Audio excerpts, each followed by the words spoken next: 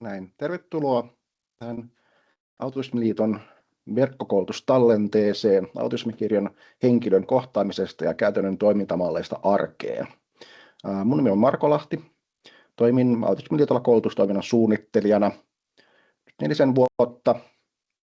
Sitä ennen työskentelin tuolla palvelutuotannon puolella yksityisellä palveluntuottajalla, joka tuotti ja tuottaa palveluita suurille aikuisille autismikirjolaisille. Ja kokemusesimerkit tulevat usein sieltä vanhasta työelämästä, mitä pyrin kertomaan tässä arki-elämäntaskoulutuksen vielä loppupuolella. Mutta siirrytään tosiaan eteenpäin. Jos olet katsonut mun toisen verkkokoulutustallenteen perustietoa, niin tässä on muutamia samoja slideja tässä esityksessä, mutta suurin osa on toki eri materiaalia. Mutta toistona sitä toisesta tallenteesta, niin tosiaan Autismiliitto, 1997 perustettu valtakunnallinen toimijajärjestö. Meillä on sitten jäsenyhdistyksiä parisenkymmentä, alueellisia, paikallisia ja sitten on myös valtakunnallisia. Meillä on erilaista toimintaa, kuten tätä koulutustoimintaa, ammattilaisille suunnattua erityisesti nämä koulutuspalvelut, mutta sitten vaikuttamiseen liittyvää, vertais- ja kokemustoimintaan liittyvää, sitten ihan jäsenyhdistysten tukemista, tiedon levittämistä, tämän tyylisiä sitten palveluita tai toimintaa meillä. Ja yhtenä konkreettisen esimerkkinä toiminnasta on meidän neuvontapalvelu. Tällä hetkellä monelta keskiviikkoisin iltapäivisin auki. Voi soittaa, voi laittaa sähköpostia ja tosiaan kysyä ihan mitä tahansa autismiin liittyvää. Kaikille avoin maksuton palvelu. Toinen asia, mistä mä vinkkaan, niin meidän vuosi sitten päättynyt Ei-autismi-hanke. Siellä tehtiin podcasteja, juontajana Ilkka Aalto, kohtaamis- ja autismikirjolla teemalla, eli eri asioista Ilkalla vieraita ja hän juttelee heidän kanssaan siitä tietystä teemasta. Esimerkkinä vaikka just aistierilaisuus vaikuttaa kuitenkin monella autismikirjalaisella. Nyt on vaikka parisuhteeseen liittyen. Mutta tosiaan sellainen hyvä väylä hakea lisää tietoa ja sitä omaa ymmärrystä sitä kautta lisätä. Toinen, mitä tässä hankkeessa tehtiin, tällainen kirjokartta. Eli pystyy lataamaan tähän kirjokartan tai tulostamaan sen. Ja tosiaan erityisesti tarjoaa tietoa siitä omasta autismikirjosta, että miten se oma autismikirjo tällä hetkellä näyttäytyy siellä omassa elämässä. Ja tosiaan tavoitteena on lisätä autismikirjon henkilöiden itsetuntemusta sekä tietoa omista vahvuuksista ja tarpeista. Ja tosiaan tehty yhteistyössä tuon kohderyhmän kanssa, eli autismikirjolaisten kanssa. Eli tärkeää, että he ovat olleet mukana, koska se on heidän elämäänsä, mitä siinä tavallaan sitten tuodaan esille. Huomio käytetystä kielestä, niin tosiaan välillä tässä saattaa, että joudun käyttämään jotakin esimerkiksi diagnoosiin liittyvää nimeä, kuten vaikka autismikirjon häiriö, mikä on se diagnoosisana, niin se on häiriökeskeistä kieltä, niin pyrin käyttämään muuta, koska se ei ole se tapa, millä me muutenkaan puhutaan Autismiliitolla tai itsekään puhun, vaan pyrin käyttämään muita sanoja silloin, kun se on mahdollista. Ja tässä koulutuksessa ei niin paljon esimerkiksi diagnooseja kuitenkaan käsitellä, eli käsiteltiin tuossa perustietoa koko koulutuksessa, joten tässä varmasti on vähemmän sitä sanastoa tai kieltä. Mutta tosiaan vähän kielenkin näkökulmasta, niin määrittelyn näkökulmasta, niin aika paljon puhutaan nykyään neurokirjosta, tai neurodiversiteetti, neuromoninaisuus, neuromonimuotoisuus. Useampia sanoja. Kuitenkin siinä kaikissa näissä sitä näkökulmaa, että nämä erilaiset piirteet, jotka liittyvät autismiin, niin nähdään myös rikkautena. Et siihen liittyy, ja tavallaan ehkä termiin tai asiaan liittyy tietysti se, että autismi yhtä lailla, niin se tuottaa niitä haasteita sen elämään välillä, että ne piirteet, mitä ihmisellä on, niin välillä ne haittaa sitä hänen hyvän elämän toteutumista. Mutta se autismi antaa myös paljon sinne elämään.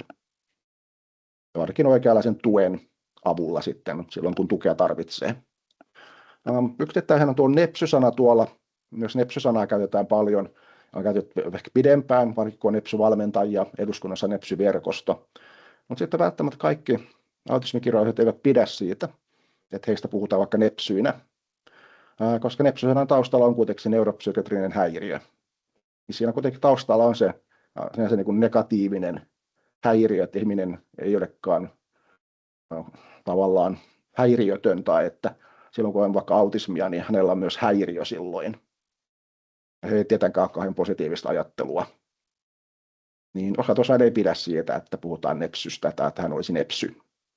Osa se haittaa ollenkaan ja he itse toteavat, että he ovat nepsyjä tai meidän perhe on nepsyperhe. Että se vaihtelee, mutta hyvä myös tiedostaa, koska kielellä myös luodaan sitä maailmaa, se vaikuttaa sen kohtaamiseen esimerkiksi. Että välillä mitä me sanoja käytetään. Ja ehkä paras tapa on, jos on tarpeen puhua siitä ihmisen vaikka jostakin diagnoosinäkökulmasta, että mitä hän itse toivoo, että hänestä käytetään. Että onko hän se nepsy, onko hän neurokirjolainen, onko hän autistinen. Kerran eräs kokemusasiantuntija, niin hän käytti sanoa, että hän on kirjava. Se oli minusta niin kuin hauskasti ilmaistu. Ei tietenkään ehkä niin tarkka kuin sitten joku diagnoosisana, mutta välttämättä aina tarvitse olla tavallaan niin tarkka siinä, vaan että hän totesi, että hän on kirjava ja se jotenkin tuntui kivalta. Mutta tosiaan kohtaamisnäkökulma käydään niin kuin alussa läpi ja sen verran toistona toisesta tallenteesta, niin siellä tätä samaa kuvaa käytiin. Puhutaan empatiakuilusta, kaksoisempatia-ongelmasta. Sitä on ollut viime vuosina enemmän esillä ja näkynyt esimerkiksi Helsingin Sanomien julkaistu artikkelia ja tästä löytyy enemmän tietoa nykyään myös suomeksi. Mutta tuossa jo 2012 julkaistua tutkimusta, ja siinä oli mukana muun Damian Milton, tuossa hän on itse autistinen, siis myös tutkija, niin he tutkivat erilaisten ryhmien sitä toimintaa, miten se ryhmädynamiikka toimii siinä erilaisissa ryhmissä. Heillä oli neurotyyppisiä ryhmiä, autistisia ryhmiä tai autismikirjolla olevien henkilöiden ryhmiä ja sitten ryhmiä, joissa oli sekä neurotyypillisiä että autistisia.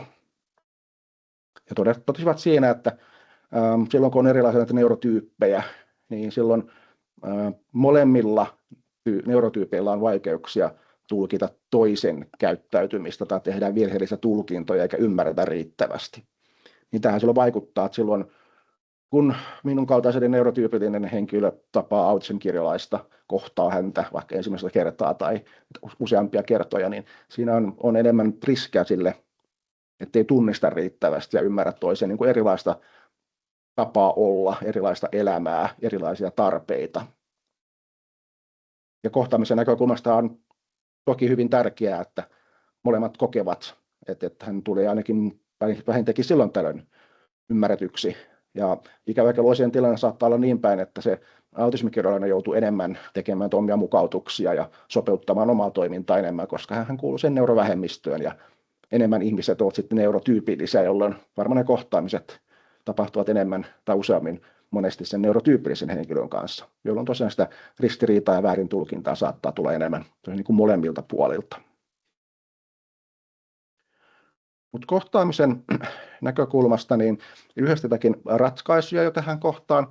Tuossa on yksi kirja, Miksi minä hypin, japanilainen 13-vuotias poika tuossa vaiheessa, kun hän tuotti tuota kirjaa. Hänellä oli paljon puheeseen liittyvää sen vaikeutta, että hän ei pystynyt puhumaan ja ei pystynyt käyttämään vaikka oikeita sanoja sitten niissä tilanteissa, vaan saattoi vahingossa käyttää vääriä sanoja, jotka otti sitten enemmän väärin ymmärryksiin tietysti. Mutta hän tosiaan halusi kirjoittaa ja halusi kuvata sitä omaa elämäänsä. Ja hänellä oli monialaisia tuen tarpeita. Nyt hän on jo aikuinen, on kirjoittanut uudenkin kirjan tuossa sitten myöhemmin nuorena aikuisena, mutta tästä löytyy erittäin hyviä konkreettisia vinkkejä sen käytännön arkeen, että miten hän toimii, miten hän selittää sitä omaa vaikka toimintaa ja käyttäytymistä, minkälaista tukea hän tarvitsisi. Vaikka ne on hänen esimerkkejään hänen elämästään, kaikkea ei voi tietenkään yleistää, mutta sieltä varmasti löytyy sellaisia tosiaan vinkkejä sinne toimintaan, siihen kohtaamiseen, niin arjen tuen malleja, että ainakin vähintäänkin mitä voi kokeilla. Eli voin suositella tosiaan sitä kautta vahvasti. Mutta sen kohtaamisen ratkaisuun, niin tosiaan, mitä vähän sanoinkin, että ymmärretään, että meillä on erilainen kokemus elämästä. Me toimimme eri tavoilla, koska meillä on erilainen se tosiaan neurotyyppi. Niin tarpeemme ovat silloin erilaisia. Niin sen tavallaan ymmärrys, sen salliminen, tai ainakin pyrkimys ymmärtää, että on utelias kiinnostunut siitä, että miten toinen vaikka kokee ja pyrkii ymmärtämään sitä ja ylittämään sitä empatiakuilua. Koska se kohtaaminen kuitenkin siinä tapahtuu vuorovaikutusta. Ja silloin kun on erilaisia neurotyyppejä, niin tosiaan enemmän tulee ristiriitoja, ainakin helpommin. Myöskin niin tavat ja normit, millä tavalla toimitaan. Yksittäisiä esimerkkejä aikoinaan. Silloin työskentelin tosiaan palvelutuotannon puolella. Meillä aloitti uusi asiakas asumispalveluissa, ja kun hän muutti tavallaan sisään, niin sitten kun eräs työntekijä tapasi häntä ensimmäisen kerran, niin hän meni vähän niin kuin väkisin kättelemään. Eli hän tuli tervehtimään ja sitten ojosi kättä ja varmaan tarttui sitä asiakasta käteen. Hän ei olisi halunnut asiakas niin kätellä ollenkaan. Ja siinä kesti kuitenkin sen jälkeen muutamia kuukausia. Se vaikutti selkeästi heidän niin vuorovaikutukseen, koska tosiaan koki, että hän ei edes halunnut kätellä tätä työntekijää. Ja yksittäinen tällainen esimerkki, että huomioidaan sitä henkilöä eikä välttämättä ole tarvitse toimia sitten niiden neurotyyppisten tapojen ja normien mukaisesti. Toisena esimerkkinä tapahtui tässä viime syksynä. Mulle tuli autismikirjalainen tapaamaan mua, toinen sovittu tapaaminen, mennä tuonne toimistolle ja hän on aikuinen, pyörittää omaa pientä yritystä tai muutamaa yritysmuotoja. Hän oli mukana tällainen yritysvalmentaja. Eli hän ei tarvinnut tukea tällaiseen niin kuin elämiseen liittyviin asioihin, mutta sen yritystoiminnan kehittämiseen hän oli saanut tukea ja yritysvalmentaja oli myös mukana. Ja autismikirjalainen, hän tosiaan tuli meille sinne toimistolle ja otin hänet vastaan ja hän melkein ensimmäisenä sanoi, että häntä jännittää todella paljon. Siitä sitten mentiin tilaa, minkä olin varannut tai ajatellut, että käytetään, ja siellä oli sohvia, sohvapöytää ja tällaista niin kuin kokouspöytää, niin pystyi vähän vaihtelemaan, tai valitsemaan, että mihin kohtaan menee vaikka istumaan. Ja mentiin sinne sohvien luokse ja hän itse meni istumaan lattialle maton päälle ja sitten kun itse ajattelin, että kun hän kertoi, että jännittää tosi paljon, niin tavallisestihan olisin varmaan hänen kanssaan niin alkanut enemmän keskustelemaan, niin kuin aloittanut hänestä, koska hän on se tavallaan päähenkilö, tavallaan se niin kuin asiakas siinä mielessä, se myös yritysvalmentajan tavallaan asiakas. Mutta tosiaan ajattelin, että ehkä mennään vähän sillä tavalla, että hän saa olla enemmän rauhassa, jos niin haluaa, että totta kai jos hän itse alkaa mua puhumaan ja tavallaan kohtaamaan, niin tietysti vastaan siihen, mutta sitten enemmän ehkä menin istumaan sillä tavalla, että en ihan ainakaan siihen lähelle, enkä suoraan sen eteen mitenkään, vaan sillä tavalla vähän syrjään, että te tavallaan siinä, niin kuin, siinä kohtaa vielä kohdata tavallaan toista. Juttelin enemmän sen yritysvalmentajan kanssa. Ja sitten siinä vähitellen sitten tapaamisen aikana hän alkoi juttelemaan, mutta itse edelleenkin oli sillä tavalla, että en ihan tavallaan siinä niin hänen niin kuin edessään ole sillä tavalla suoraan, vaikka siinä niin kuin katsekontaktilinjassa, vaan vähän siellä reunassa ja saatiin hyvin juteltua ja tapaamisen jälkeen hän sanoi, että ei jännitä enää. Yksittäisiä esimerkkejä, mutta millä tavalla sen kohtaamisen kautta voidaan pyrkiä rakentamaan sellaista, että on turvallista olla, koska sitä varmasti tarvitaan kohtaamistilanteissa. Sitten mitä on hyvä huomioida on stressi. Autismiin liittyy aina oikeastaan kohonnut stressitaso. Miten kohonnut se on, tietysti vaihtelee ja sitä saadaan tietysti myös laskettua, kun tunnistetaan sitä riittävästi ja on keinoja laskea vaikka stressiä, mutta lähtökohtaisesti tosiaan autismikirjalaiset kokevat stressiä huomattavasti enemmän elämässään. Tuossa ensimmäisenä lukuna on, että 98% aikuisista autisteista kertoo, että stressillä on merkittävä tekijä heidän elämässään. Ja muutenkin todella korkeita lukuja, eli miten paljon se vaikuttaa sitten siihen ihan peruselämään. Niin puhutaan kohtaamisesta, mutta varsinkin arjen toimintamalleista, arjen toiminnan tukemisesta, niin stressiä on erittäin tärkeää huomioida, että tosiaan pystyä laskemaan ennakoivasti. Toinen iso tekijä liittyy erityisesti tekemiseen, suoriutumiseen, että saadaan asioita aikaan, niin toiminnan ohjaus. Tässä nyt on yksi malli, näitä on tosi monia ja hieman erilaisia, mutta perusidea ehkä kuitenkin sama aina, eli me tarvitaan tiettyjä tavallaan taitoja, tuossa nuo manager, eli tällainen johtaja, yksikön johtaja, niin on tiettyjä asioita, mitä hän johtaa, ja vaaditaan aika montaa eri asiaa. Ja silloin kun on autismikirjoa, niin joku osa-alue saattaa olla, että ei toimi ihan niin hyvin kuin sitten neurotyypillisellä vastaavanlaisella henkilöllä tai vaikka samanikäisellä samassa elämäntilanteessa olevalla henkilöllä. Ja siellä on paljon tosiaan taitoja, tunteiden säätely on vaativa taito esimerkiksi, työmuisti, tutkimuksen mukaan usein autismikirjalaisella se työmuisti on kapeutunut, ei pysty muistamaan niin hyvin asioita, mitä tarvitsee sen tavallaan päivittäisen elämän asioiden tekemiseen.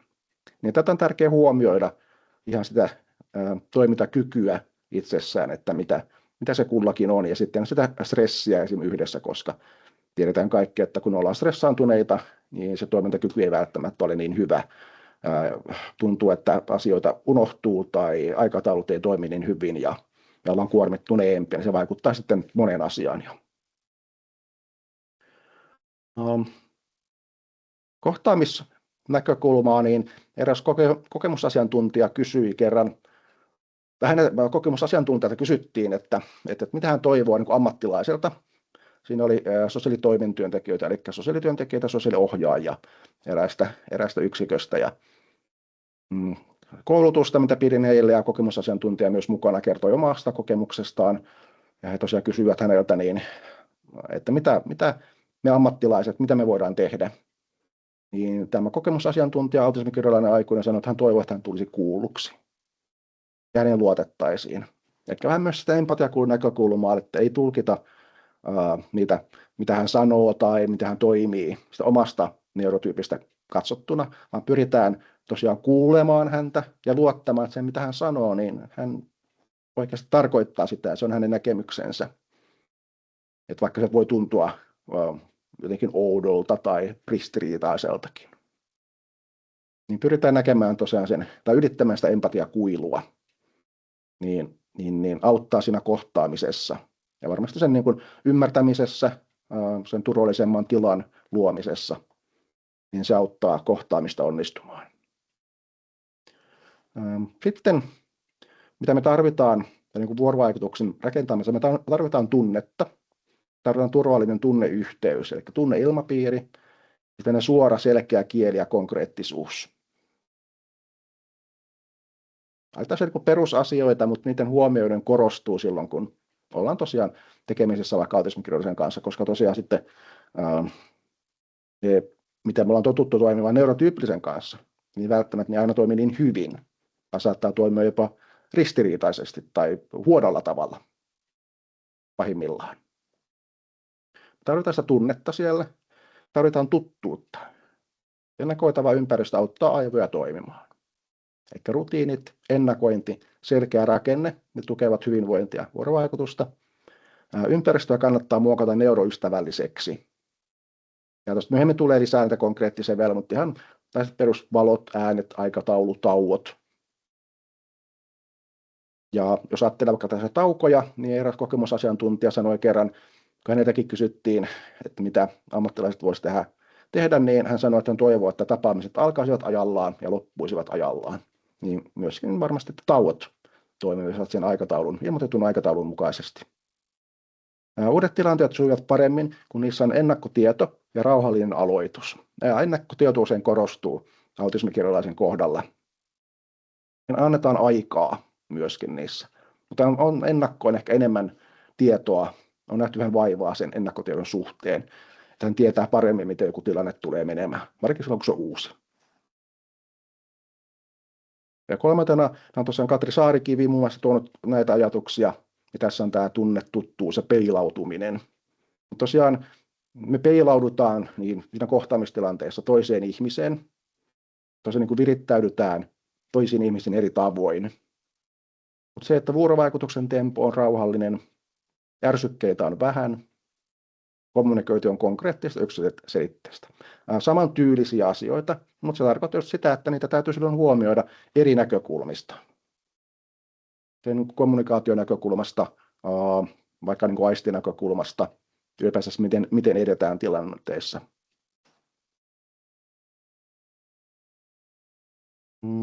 Sitten tällainen positiivisen erityiskohtelun näkökulma. Eli silloin kun henkilö tarvitsee enemmän, niin hän myös saisi enemmän. Ei ole hyvä ehkä tasapäistää liikaa tilanteita, vaan tosiaan hyväksytään se, että nyt koska tämä henkilö tarvitsee tätä, hän tarvitsee sitä vaikka taukoa. Esimerkkinä eräs tämä henkilön äiti kertoi tästä, eli sellainen, olisiko 7-vuotias autistinen poika aloittanut just koulun, ja siellä sitten se vuorovaikutuskuormitus vaikka välitunnilla on aika isoa sitten, niin hänellä on lupa sitten sen tunnin aikana lähteä käymään kävelyllä lyhyeksi aikaa.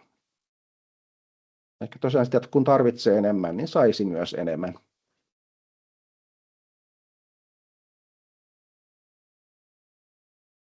Palaute.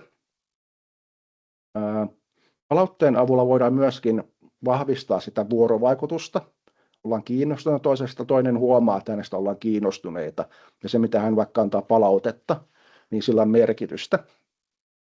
Hyvä muistaa, että palautteen antaminen on myös taito. Ja sitä varmasti vahvistaa se, että tulee se kokemus, että sen palautteeseen suhtaudutaan vakavasti, tai sillä on jopa merkitystäkin. Myös se palautteen vastaanottaminen on taito. Tunnen autismikirjalaisia, kerran on hyvin vaikea ottaa palautetta vastaan, he melkein suuttuvat palautteesta. Ja se tietysti vaikuttaa siihen, että millä tavalla sitä palautetta voidaan antaa. Vaikka halutaan antaa palautetta, niin niistä joudutaan ehkä miettimään keinoja siihen palautteen antamiseen.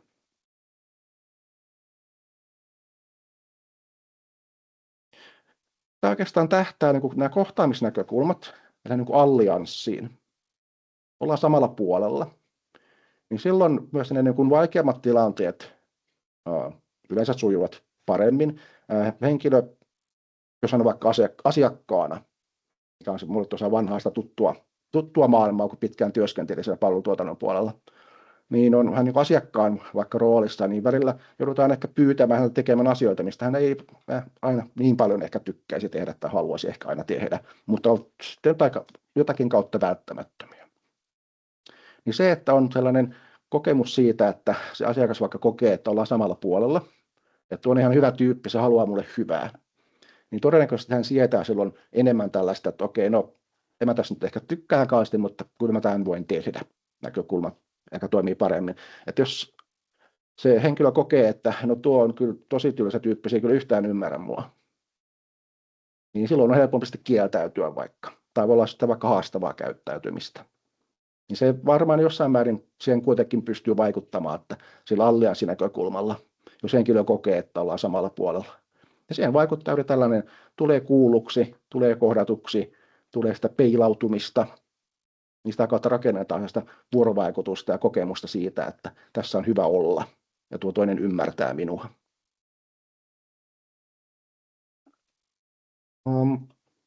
Sitten ihan tällaisia konkreettisia näkökulmia, niin tosiaan vähän purettuna auki, mitä tässä aikaisemmin kävin läpi, niin tosiaan stressin huomioiminen, koska sitä todennäköisesti vaikuttaa siellä autismikirjalaisella hänen elämäänsä. Niin miten voidaan sitä huomioida? Niin tässä on joitakin konkreettisia ehdotuksia. Ja tosiaan tämä on lyhyt tällainen koulutustallinen, niin tässä ei varmastikaan käydä kaikkia näkökulmia läpi. Tässä on joitakin konkreettisia ehdotuksia. Mutta tosiaan se ennakkotieto, eli kun on tietoa toivottavasti asiakkaasta esimerkiksi tai autismikirjalaisesta, niin on tietoa siitä, että mikä tavallaan lisää hänen stressitasoaan. Tai pystytään tosiaan huomioimaan sitä, että tarvitsee vaikka sitä taukoa tai tarvitsee tilaa, missä ei ole liikaa aistiärsykkeitä, mikä se onkaan kullakin. Mutta se ennakkotiedon kautta, koska sitten kun ollaan tilanteessa ja yritetään siinä lähteä stressiä huomioimaan, se on ollut paljon vaikeampaa jo. Ei välttämättä ole niitä välineitä siihen tai ei huomata riittävän nopeasti että toinen on kuormittunut ja hänen on vaikea vaikka olla siinä tilanteessa. Yksi on jätän puolella kuormituskyselyä. Se voi olla joku asteikkoa 1-5, 4-10, mikä on vaikka tuttu asteikko. Niin voidaan kysyä siinä tapaamisen alussa, että mikä on kuormituksen tilanne ja tarvittaessa, jos tuntuu, että on jo kohonnut kuormitus, niin vaikka työskentelyn tapaamisen aikana tietoista kuormituksen laskemista, eli sitten niitä on hyvä olla sitä ennakkotietoa. Toki sitä pystyy vaikka siinä tapaamisen aikanakin esimerkiksi vähän selvittämään, kokeilemaan vaikka jotakin ja sitä kautta saamaan sitä kuormitusta laskuun. Lopulla arviointia kuormituksesta. Siinäkin näkee, että onko se kuormitus noussut vai laskenut, pysynyt samanlaisena sen tapaamisen aikana, vaikka jos on käytetty jotakin kuormituksen laskuun liittyviä tavallaan tekniikoita tai välineitä. Mutta myös ne konkreettiset tunnistamisen, tunnustamisen ja sen kuormitustason laskemisen tai huomioimisen keinoja. Tarkoitan tunnistamisella sitä, että ylipäänsä tunnistaa sitä, että mitkä asiat stressaa tai että nyt olen stressaantunut. Voi olla hyvä myös tunnustaa se, myöntää itselle, että hei nyt mä olen itse aika stressiherkkä. Eräs autismikirjalainen hän just tätä sanoi, että hänellä kesti aikaa hyväksyä se, että hän kuormittuu aika helposti monista asioista. Hän tarvitsee enemmän tällaista stressin laskemista ihan ennakoidusti. Yksi tällainen konkreettinen tavallaan ajattelumalli on, mitä moni autismikirjalainen käyttää, niin he puhuvat lusikkateoriasta. Eli se näkökulma, että mulla on tietty määrä lusikoita on tavallaan resurssina tälle päivälle. Ja sitten kun ne loppuu, niin sitten mä en pysty enää tekemään välttämättä juurikaan mitään. Ja sitten jos on enemmän niitä tehtäviä, kaupassa käyntiä, ruoan laittamista, siivoamista, mitä tahansa tällaista pyykinpesua, niin sitten joutuu huomioimaan se, että jos onkin aamulla vähemmän niitä lusikoita käytössä, vaikka sen takia, että on nukkunut huonosti. Että yleensä olisi 15 lusikkaa, nyt onkin vain 10 lusikkaa, tuntuu niin väsyneeltä jo aamusta. Niistä todennäköisesti joutuu huomioimaan päivän mittaan, ehkä jättää jotakin pois. Mutta se on sellainen konkreettinen väline, mitä tuntuu moni autismikirjoiden käyttävä, että se on sellainen, mikä konkretisoi sitä resurssia. Sitten tosiaan aistien huomioimista, koska tosiaan sitä aistierilaisuutta on myös tosi monella. No tuossa on kirjoittanut niin herkkyys tai aistiherkkyyttä, mutta yhtä lailla voi olla myös sitä, että on aisti aliherkkyyttä, eli ei tunne niin vahvasti sitä tiettyä tai tietynlaista aistiärsykettä. Voi olla aistihakuisuutta, eli haluaa jotakin aistikokemuksia, tai aistivälttelyä, että joku aistikokemus on sellainen, että se kuormittaa sitten merkittävästi. Niin näiden sitten tunnistamista ja hyvä huomioida sitä esimerkiksi, että samalla aistialueella saattaa olla sitten eri tilanteista riippuen niin erilaisia kokemuksia, että joku suihkun vesi saattaa tuntua kivuliaalta vaikka päänahkaa, mutta silti haluaa, että on vaikka painopeittoa käytössä, kun on erilaista aistikokemusta. Mutta tosiaan se kuormitusnäkökulma, sieltä ne usein myös kuormittaa, tuolla näkyy se stressi, ja taas kun se stressi helposti ruokkii sitä aistikuormitusta myöskin, koska ne sitten menee ehkä molempiin suuntiin. Et silloin kun on kuormittuneempi, niin nyt sen aistikokemukset saattaa tuntua ikävimmältä, ja taas kun aistikokemukset tuntuu ikävältä, niin se taas kuormittaa. Tosiaan se prosessointi, eli puhutaan muun muassa sensorisesta integraatioista, tarkoittaa sitä, että neurotyypillisellä henkilöllä meidän aistit prosessoi tosi automaattisesti ympäristön aistiärsykkeitä ja sulkee pois sellaisia aistiärsykkeitä, mitkä eivät sen tilanteen kannalta merkityksellisiä. Kun taas autismikirjalaisella saattaa helpommin olla tilanne sitä, että se sensorinen integraatio ei toimi niin hyvin, jolloin sieltä tulee yksittäisiä aistikokemuksia sieltä täältä tavallaan läpi, ja ne niin kuin häiritsee sitä tilannetta tai tekemistä. Konkreettisia ehdotuksia, ja se aistiystävällisyys, tosiaan valaistusäänet, tällaiset niin kuin perusnäkökulmat, koska nykyään voidaan niitä vaikka blokata niitä tai torjua niitä, vaikka ääniä vastamelukuulokkeilla, valoja, lippalakilla, hupulla. Mutta tosiaan myös se validointi, tunnistaminen ja tunnustaminen, eli myöskin se, että ymmärretään, että se aistiympäristö saattaa olla hyvin erilainen jollakin, Ja se on tavallaan, me ei voida sitä itse säädellä. Me ei voida sanoa, että okei, että koska mä en tunnista ikävää aistikokemusta, niin ei me tarvitse niin kuin siihen reagoidakaan tai sitä huomioida. Me kaikki eletään tosiaan omassa aistijärjestelmässä, eikä me voida tietää, miten joku toinen henkilö kokee sen aistiympäristön. Ja autismikirjoillainen saattaa, että hän ei tavallaan ymmärrä tai huomaa, että hän kokee sen eri tavalla ja ehkä joku olla kivuliasta tai ikävää. Jos kukaan muu ei huomioi sitä, niin hän voi ajatella, että no, tämä on varmaan sellainen, mikä täytyy sitten sietää tässä. Yhtenä vinkkinä tällainen aistiesteettömyyskartoitus niin löytyy tuolta meidän www-sivuilta, esimerkiksi hakutoiminnolla, niin pitäisi löytyä aika helposti tuota esteettömyysmateriaalia. Ja vaikka tässä konkreettista työkalua, vaikka kännykällä käytettäväksi, mistä voi lähteä tarkastelemaan sen ympäristön, sitä aistiympäristöä oikeastaan, tai että minkälaisia aistimuksia sieltä ehkä voidaan kokea. Tuossa aikaisemmin tuli jo esille, puhuttiin ennakoinnista, ennakkotiedosta, ja se usein korostuu tosiaan autismikirjalaisella, koska hänen voi olla vaikeampi mielessään nähdä, miten joku tilanne etenee tai toimii, ja ylipäänsä ylläpitää, koska vaikka se työmuisti on kapeutunut. Niin silloin se ennakkotieto, se usein korostuu. Millä tavalla me voidaan lähteä ennakkotietoa tuottamaan tai huomioimaan sitä ennakkotiedon tarvetta, mitä konkreettisia välineitä on, niin yksi on strukturointi. Eli tosiaan struktuuri luodaan usein visuaalisesti, esim. Kuvin, sanoin, esinein, jolloin abstraktit ja käsitteelliset asiat konkretisoituvat helpommin ymmärrettäviksi. Tuossa on ihan jotakin esimerkkejä, siellä on värikoodattuja laatikoita, on tässä time timeria, eli visuaalista kelloa, on tällaisia niin kuin toimintaohjeita, miten vaikka huoneen siivous etenee. Eli lähdetään tosiaan strukturoimaan sitä toimintaa. Käytännössä tapahtuu näillä peruspelisäännöillä, mitä tehdään, missä tehdään, milloin tehdään, kenen kanssa tehdään, kuinka kauan tehdään ja mitä sen jälkeen tapahtuu. Välttämättä näitä kaikkia ei tarvitse olla. Esimerkiksi se, että mitä sen jälkeen tapahtuu, välillä se on tarpeen, vaikka jos on jotakin uutta toimintoa tai jotakin uutta ympäristöä tai uusia ihmisiä. Mutta perusidea kuitenkin tältä pohjalta lähdetään tosiaan määrittämään sitä niin kuin toimintarakennetta. Ja kuka tekee, mitä tehdään, miten kauan vaikka tehdään. Usein kun strukturoidaan jotakin toimintaa, niin se käytännössä lähdetään pilkkomaan sitä. Yksi hyvä esimerkki pilkkomisesta on ruokareseptit. Tässä on otettuna esimerkiksi tosiaan tällainen jauho- ja kastikkeen tekeminen. Niin tässä on yksi esimerkki siitä. Ei ole mitenkään täysin ainoa tavallaan oikea.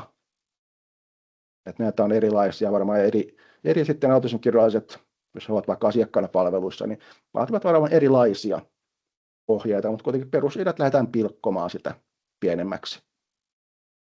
Välillä vaaditaan sitä konkreettisuutta. Jos ajattelee tästä niin reseptiä, niin on se vaikka lisää sipuli, niin täällä varmaan jossain pitäisi olla ohjeena se sipulin pilkkominen, koska jos on kokonainen sipuli, kuoret päällä, niin se ei toimi niin hyvin.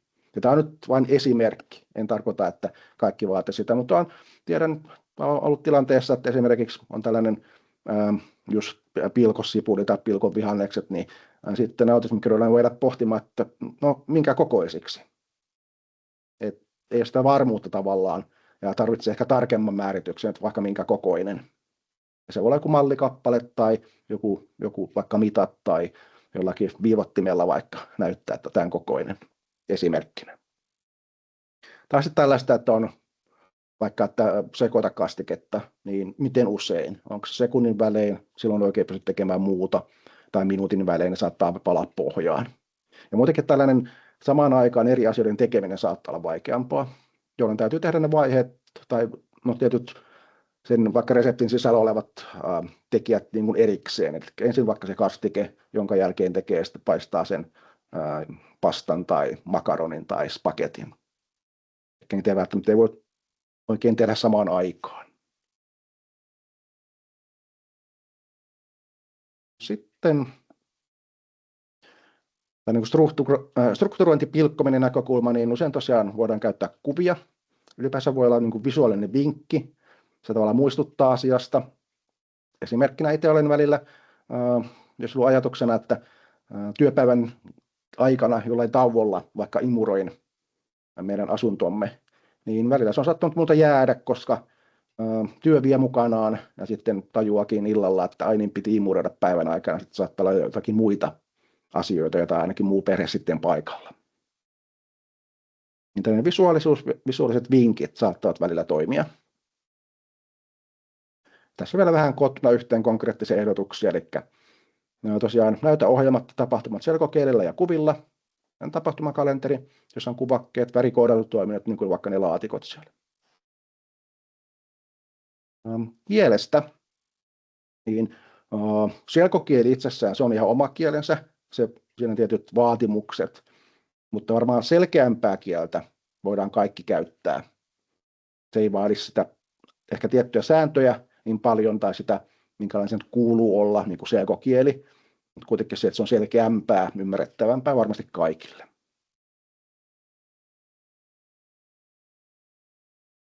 Jotakin menetelmiä tuonne niin kuin kielen näkökulmasta, niin on tosiaan se selkokieli, sitten on kuvat, tukiviittomat, nopea piirtäminen ja sosiaaliset tarinat.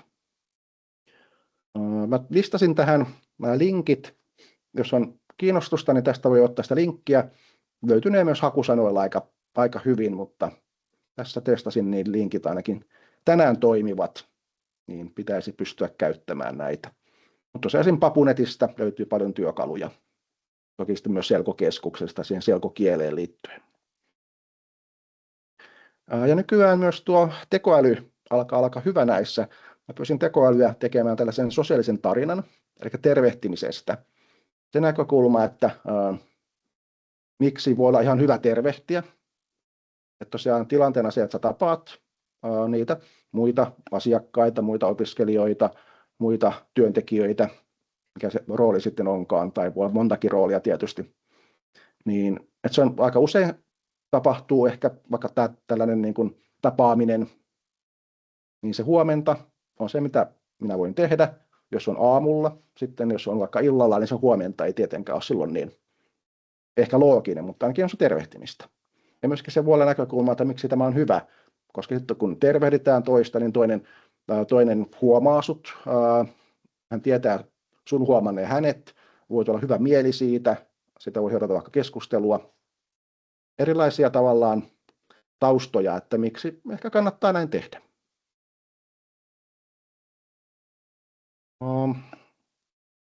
Sitten myös tällainen konkreettia näkökulma. Esimerkkinä niin saatte niin kuin rentoutumista, rauhoittumista, niin tällainen hengitysharjoitus auttaa ihan kaikkia. Eikä tällainen joogaaminen, mitä tässä kuvassa on, niin se on jo vaativampaa. Tehdään tällainen pallea hengitystyylinen harjoitus, että sä vedät ilmaa keuhkoihin, lasket 4, taas sulla on joku kännykän, joku laskuri tai ajanotto tai muu. Tai sitten sä pidätät sitä henkeä 4 laskien, lasket ulos, hengität ulospäin, laskien 4 ja taas pidätät 4. Niin tämäkin vaatii itse asiassa taitoja. Mä olen ollut tilanteessa, kun on alettu harjoittelemaan näitä hengitysharjoituksia tai toteuttamaan hengitysharjoituksia. Voi olla tilanteena se, että me ensin pyydän, että vetäkää ilmaa keuhkoihin tai käydään läpi sitä, niin he ovat saattaneet vetää se ilmaa niin täysiä sisään, jolloin se niin kuin edes 4 laskeminen tavallaan ei onnistu, koska sulla on keuhkot ihan täynnä ja siellä olet takahtumaisillasi. Samoin uloshengitys, sitten keuhkot tyhjenee sitten kerralla. Että on itse ollut tällaisessa tilanteessa ja olen huomannut, että mä olen itse ohjeistanut huonosti, mä en ole harjoitellut riittävästi. Yksi tapa on konkretisoida sitä vaikka sisäänhengitystä. Et sisäänhengitys on vaikka sama kuin haistaa jotakin kukan tuoksua tai jotakin muuta tuosta mukavaa tuoksua, mitä sä niin kuin vedät tavallaan sitä tuoksua sisääsi. Ja samoin uloshengitys voi olla samanlainen kuin kynttilän liekin puhaltaminen, koska et voi esimerkiksi puhaltaa sitä liekkiä, kynttilän liekkiä vaikka täysillä, koska sitten steariineja saattaa proiskua esimerkiksi. Ja niitä voi konkreettisesti harjoitella, käydä hakemassa sen kukan kaupasta tai ulkoa sitten kesällä. Ja yhtä lailla sitten kynttilän kanssa voi harjoitella sitten sut turvallisesti kuitenkin. Mutta sillä tavalla saadaan konkretisoitua vaikka näitä taitoja, helpottaa sitä tekemistä.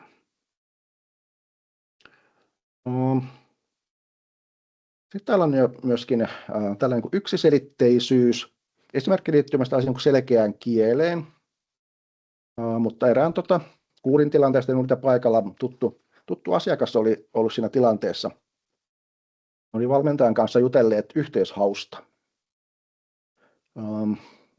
Yhteishaku tosiaan tarkoittaa sitä, että jossain vaiheessa sitten, kun on perusopiskelut vaikka tehtynä, tai haetaan seuraavaa opiskelupaikkaa, niin se tapahtuu yhteishaun kautta. Ja se on useimmille, varmaankin meille, sellainen selkeä termi tai ymmärrettävä termi. Mutta autismikirjalainen nuori aikuinen siinä kohtaa, kun oli valmentaja tullut hänen kanssaan yhteishausta, niin tämä autismikirjalainen oli miettinyt, ajatellut, että he ovat menossa jonnekin bussilla muiden asiakkaiden kanssa. Ja bussi tulee hakemaan häntä ja muita asiakkaita, he menee jonnekin, yhteishaku. Ihan sinänsä niin kuin yhteishaku. Ja toki jos valmentaja puhuu opiskeluhakemisesta, hänen silloin asiakkaansa ajattelee, että ollaan menossa bussilla jonnekin, niin silloin ei oikein kohtaa se, mitä siinä puhutaan.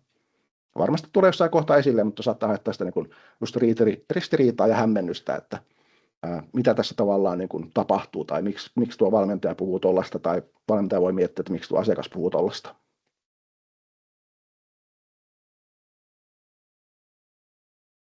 Sitten ymmärryksen varmistaminen.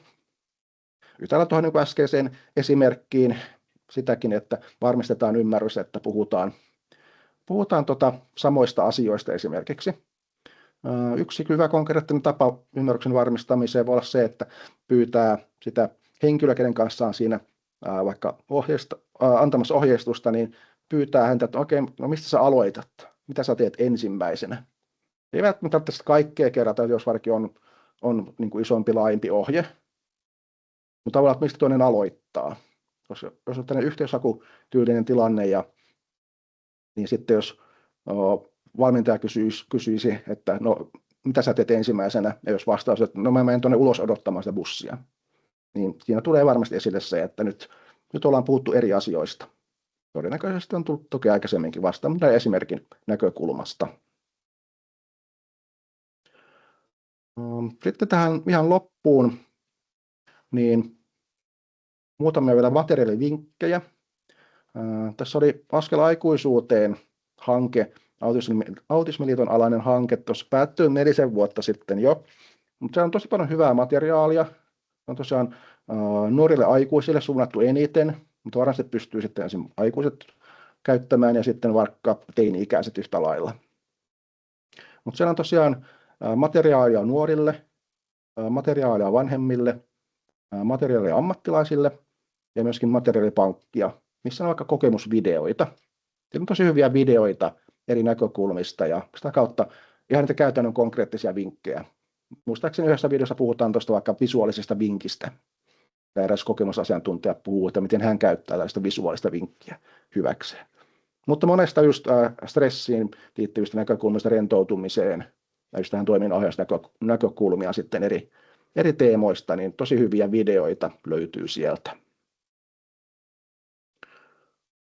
Sitten tämä on myös jo 10 vuotta ainakin vanha materiaali, varmaan vähän pidempäänkin ollut, mutta tällainen tuettu päätöksenteko, opas päätöksentekijälle ja tukihenkilölle. Ei ole mitenkään esimerkiksi autismispesifinen, vaan ihan yleisellä tasolla tosi paljon hyvää visuaalista materiaalia. Sitä pystyy sitten lataamaan ja vaikka tulostamaan sitten. Siellä on fiilismittareita, tällaisia värikoodattuja kyllä ei juttuja, monta valmista työkalua. Ja tosiaan löytyy tuolta netistä varmaan tuettu päätöksenteko hakusanalla. Tämä on Savaksen, Savon asumispalvelusäätiö tai joku tällainen. Mutta löytynee kyllä ihan tuettu päätöksenteko hakusanalla netistä. Tämä on vähän reilu 100-sivuinen materiaali, mutta kuten sanoin, niin paljon hyvää valmista. Sitä pystyy tosiaan vaikka tulostamaan. Sitten autismisäätiöltä kans varmaan kohta 10 vuotta jo vanha, ei ihan niin kauan, mutta ei välttämättä löydy niin hyvin, mutta hyvinkään suositeltava nimensä mukaisesti tämä niin toimintamalli autismikirjon henkilöiden stressin hallintaan ja onnellisuuden tukemiseen. Niin jälleen näitä tosi tärkeitä keskeisiä teemoja, että miten pystyy sitä stressiä hallitsemaan ja myöskin onnellisuutta lisäämään. Se voi olla vaikeammin löydettävissä, ikävä kyllä. Mutta nyt ollaan päästy tämän koulutustallenteen sitten loppuun. Ja tosiaan tässä oli lyhyesti tästä kohtaamisen ja arjen toimintamallien, arjen tuen näkökulmista. Ja tosiaan lisää koulutuksia löytyy tuolta meidän Autismiliiton sivuilta, tosiaan tuolta koulutukset ja tapahtumat alla. Siellä on ihan tilauskoulutuksista, mutta myöskin vaikka meidän avoimista webinaareista ja myöskin muidenkin toimijoiden sitten erilaisista koulutustapahtumista. Niin sieltä löytyy tosiaan lisätietoa ja esimerkiksi tämän tyylinen koulutus niin pystytään järjestämään sitten pidempänä ja huomioiden ne kulloisenkin vaikka yksikön asiakkaiden tarpeita tai tilanteita, niin pystytään tekemään sellaisia ehkä vielä konkreettisempia ehdotuksia tai mitä voidaan lähteä tekemään ja kokeilemaan, että tosiaan elämä olisi vielä parempaa. Kiitos kun katsoit ja kuuntelit tämän tallenteen.